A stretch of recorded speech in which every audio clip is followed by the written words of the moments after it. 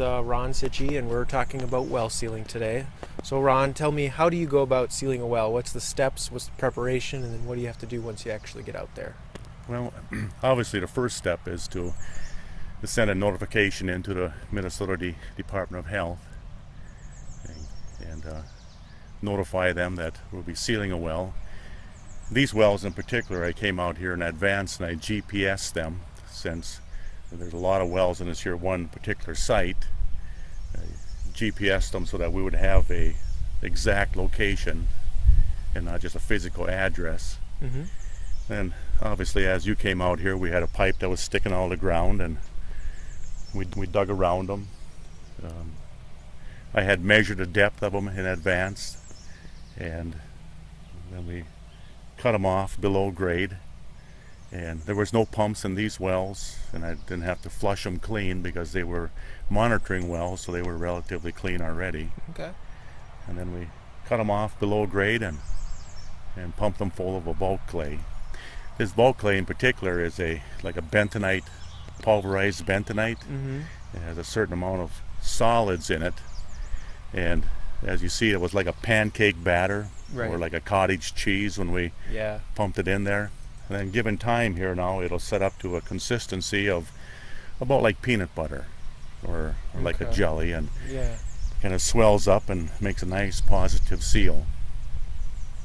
In the process, you also will notice that we shoved the line all the way to the bottom of the well, instead of just pouring it in the top. This way you fill it from the bottom up, and it pushes any water or anything that's in the well, pushes it out, and then fills it completely with this here grout material.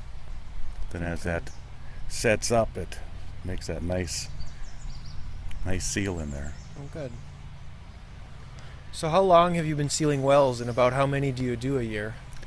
Oh, I started as a professional when I got out of high school in '74. But really, when it comes to the process of sealing, back in the late '80s, and especially in the '90s, everything was pretty well set into a code and law.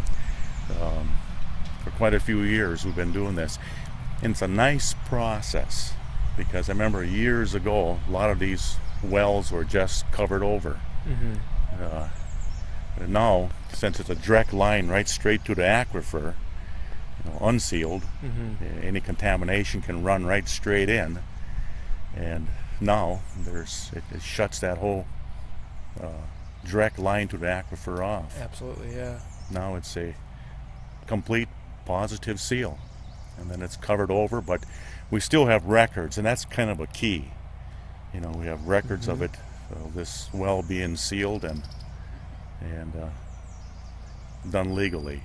No things to come back after you. Good. Yeah. As I mentioned, one thing I like about this process is we use a bulk clay granular grout. Mm-hmm. It's real easy to mix, and then likewise to transport into the well. Pump it in there real nicely, and it's really easy to work with. Mm-hmm. Yeah. But how many wells do you think you do a year? Oh, this is kind of an unusual year. We got about 94 of them around the Otter Lake here, but generally speaking, it's about 30 wells a year that I seal, and I'm kind of downsized, kind of small. Just about every place that we would pull on when I was drilling, there would be a well to seal, and on the average between 70 to 90 wells a year that you would drill. Okay. So it eliminated a lot of possible contamination by getting rid of these wells. Good. So we touched on it already, but what do you think you see as the most important reason to have your well sealed? Well, just for your own protection of your water source. Mm-hmm. Since generally you would be either driving a sand point into this your upper aquifer, since these wells, they range from 12 to 37 feet deep. Mm-hmm. There's a protection of your sand point, your surface water, and likewise if you would have a drilled well, incidentally there's a drilled well right up here on the other side of this house here that I had drilled a number of years ago, and thus that well likewise is protected. by having these wells all sealed. Oh, good. Just an all-around